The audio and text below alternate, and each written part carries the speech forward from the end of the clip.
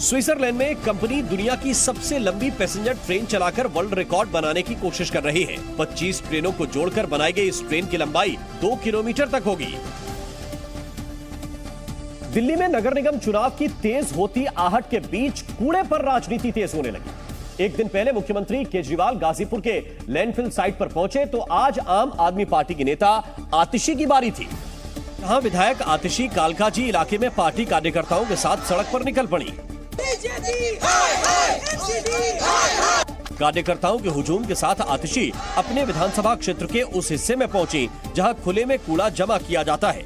आतिशी ने आरोप लगाया कि उनके प्रदर्शन की खबर मिलते ही एमसीडी ने रातों रात वहां से कूड़े के ढेर को कम कर दिया।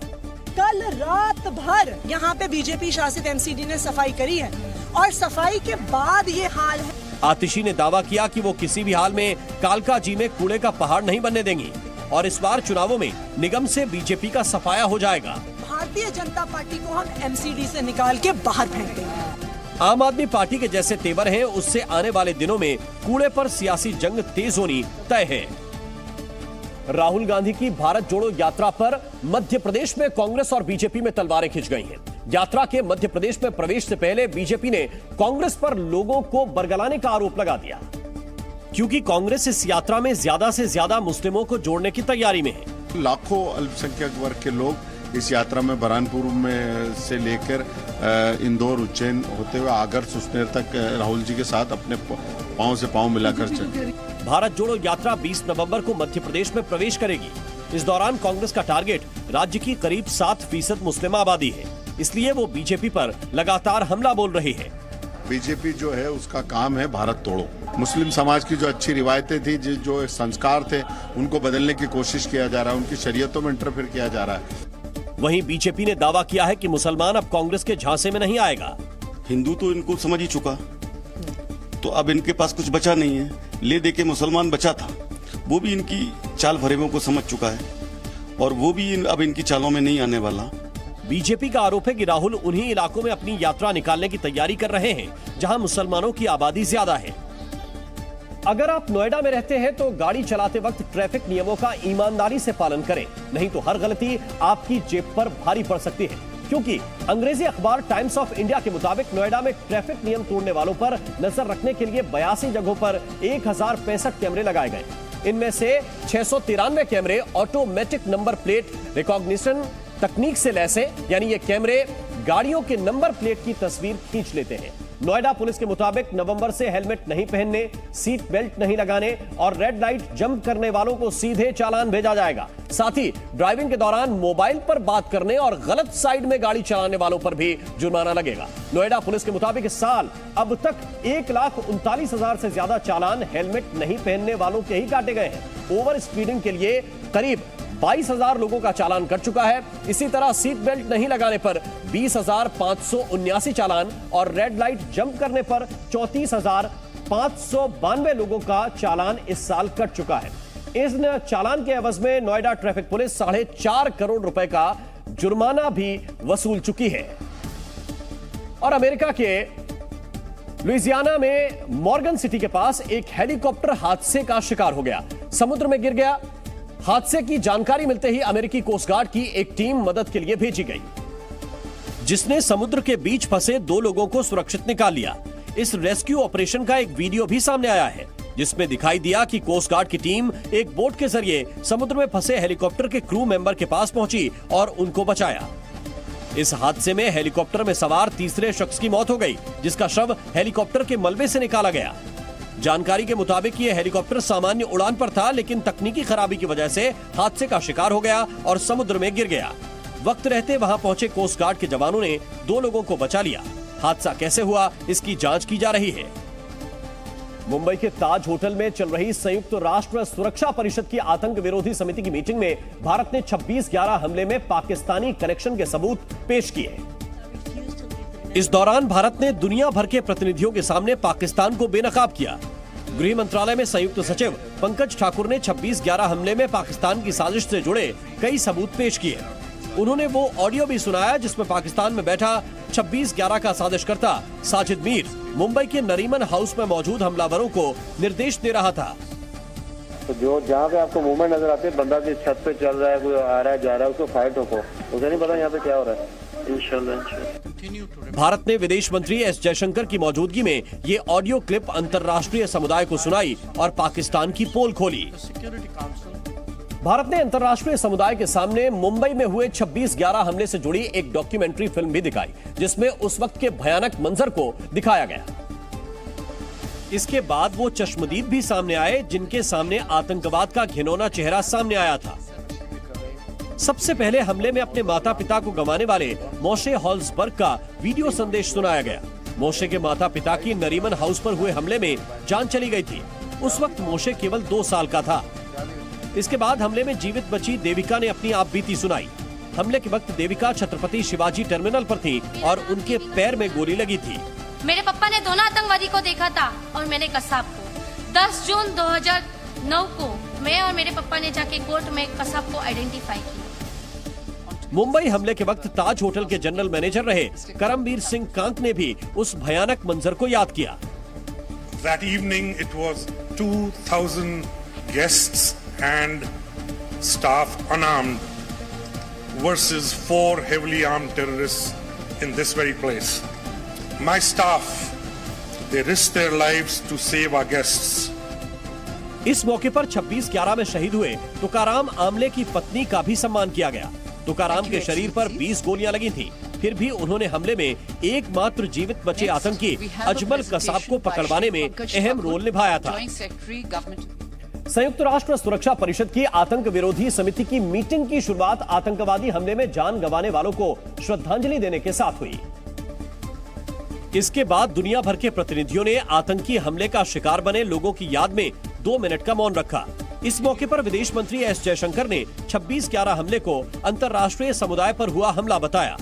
विदेश मंत्री ने कहा कि मुंबई हमले के गुनहगारों का हिसाब होना अब भी बाकी है। We have endeavored to bring the masterminds and the perpetrators of this attack to justice. This task remains unfinished. Meeting में अमेरिकी विदेश मंत्री एंटनी ब्लिंकन का वीडियो संदेश भी सुनाया गया। ब्लिंकन ने भरोसा दिया कि मुंबई हमले के गुनहगारों को सजा जरूर मिलेगी। We stand in solidarity with the people of India and all nations that lost people on that day. But we must do more than mourn. We have a responsibility to the victims and to people everywhere to bring justice to the perpetrators of the Mumbai attacks, including their masterminds. Pakistan के लाहौर में एक कार्यक्रम के दौरान इमरान खान को भीड़ ने घेर लिया। भीड़ ने घड़ी चोर के नारे लगाए। इस दौरान इमरान ने किसी भी तरह की प्रतिक्रिया तो नहीं दी, लेकिन वो काफी असहज नजर आए। दरअसल इमरान खान शहबाज सरकार के खिलाफ शुरू किए गए लॉन्ग मार्च को हर हाल में सफल बनाना चाहते हैं। इसी को लेकर वो लाहौर दौरे पर थे, लेकिन लाहौर की मस्जिद नबवी पर जब इमरान अपने समर्थकों के साथ पहुंचे तो भीड़ और वकीलों के एक ग्रुप ने उन्हें घेर लिया। भीड़ ने उनके खिलाफ घड़ी चोर के नारे लगाए।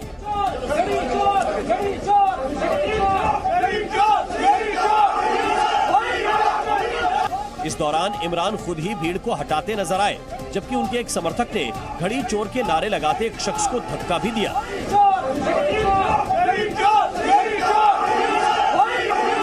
इमरान खान को एक हफ्ते पहले ही चुनाव आयोग ने तोशाखाना केस में अयोग्य करार दिया है। वही तोशाखाना केस जिसमें इमरान पर महंगी घड़ियों समेत विदेशों से मिले गिफ्ट बेचने का आरोप है।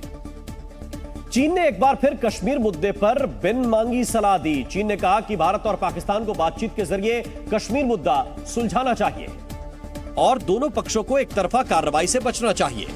चीन के विदेश मंत्रालय की प्रवक्ता माओ निंग ने एक पाकिस्तानी पत्रकार के कश्मीर से जुड़े सवाल पर यह जवाब दिया।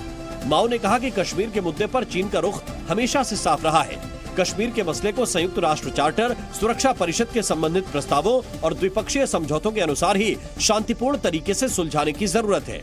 उधर इस्लामिक देशों के संगठन ओआईसी ने एक बार फिर कश्मीर को लेकर भारत के खिलाफ जहर उगला। ओआईसी ने कहा कि 27 अक्टूबर को कश्मीर पर भारत के कब्जे को 75 साल पूरे हो गए हैं और वो आत्मनिर्णय के अधिकार पर कश्मीर के लोगों के साथ है। ओआईसी ने जम्मू कश्मीर में फिर से अनुच्छेद 370 को बहाल करने की भी मांग की।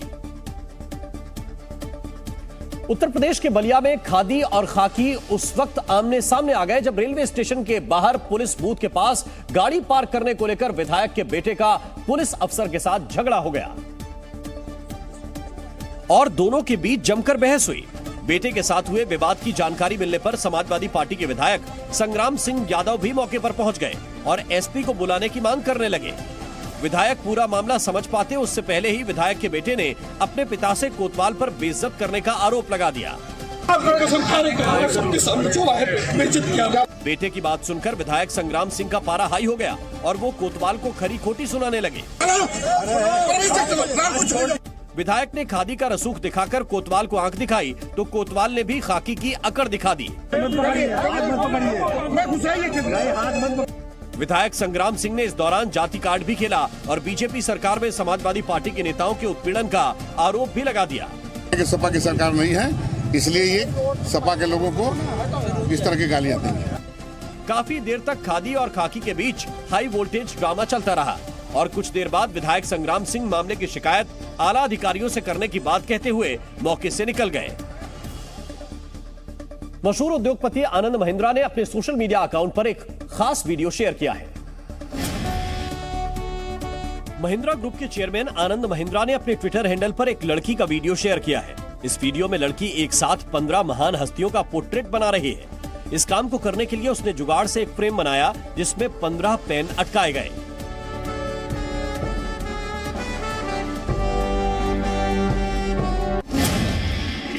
वैसे तो डांस करने का शौक कई लोगों को होता है, लेकिन जब डांस में जुनून का बूस्टर डोज लग जाए तो कुछ ऐसा होता है। डांस करते करते लड़की ने इतनी जोरदार छलांगें लगाई कि स्टेज ही टूट गया।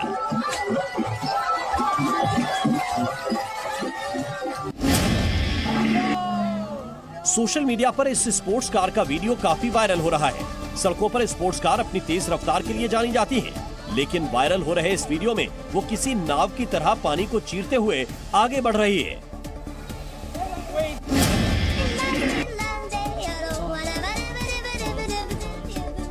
दोस्तों के साथ घूमने जाने का अलग ही मजा है, लेकिन भैया कभी कभी ये दोस्त हंसी मजाक के नाम पर खेल कर जाते हैं।